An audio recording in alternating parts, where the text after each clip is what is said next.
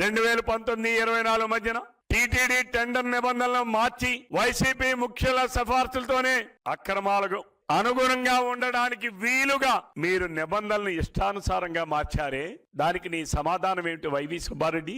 దానికి మీ సమాధానం ఏంటి జగన్మోహన్ రెడ్డి గారు? మీరు మార్చినటువంటి నిబంధనలో కండిషన్ 18 కనీస పాడి పరిశ్రమ అనుభవాన్ని 3 సంవత్సరాలు ఉండాల్సినటువంటి అనుభవాన్ని 1 సంవత్సరానికి తగ్గించారే. ఎవరిచ్చారు నీకు అధికారం? ప్రజాస్వామ్యం రాకముందు నుంచి టీటీడీలో ఉన్నటువంటి నిబంధనల్ని నువ్వు 2019-24 మధ్యలో ఎందుకు మార్చారనేది సూటిగా ప్రశ్నిస్తున్నాను. దానికి వైవి సుబ్బారెడ్డి గారి సమాధానం ఏమిటి? కండిషన్ 19 ఒక్క రోజుకు తప్పనిసరిగా 4 లక్షల లీటర్లు పాలు సేకరణ అవసరం లేదు.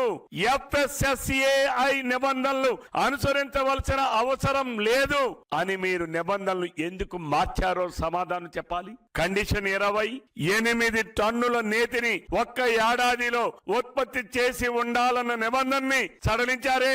FSSAI అనుమతులు కూడా అవసరం లేదని చెప్పి మీరు నిబంధనలు సడలించారే. ఎందుకు సడలించారో మీకు ఏమైనా అధ్యయనాలు నివేదికలు ఏమైనా ఎవరైనా ఇచ్చారా? గతంలో ఏదైనా కమిటీని వేశారా? ఆ కమిటీ ఏమైనా నివేదికలు ఇచ్చిందా? ఆ కమిటీ ఏమైనా అధ్యయనం చేసిందా? చేసే అధ్యయనం ఏ విధంగా చేశారు, ఎక్కడ చేశారు, ఎప్పుడు చేశారు? ఒక కమిటీని వేయలేదు, ఒక కమిటీ నివేదికలు కోరలేదు, ఒక కమిటీ అధ్యయనం చేయలేదు. ఏమీ లేకుండా నిబంధనలు మార్చే అధికారం నీకు ఎవరిచ్చారని చెప్పి వైవి సుబ్బారెడ్డిని ప్రశ్నిస్తా ఉన్నాను.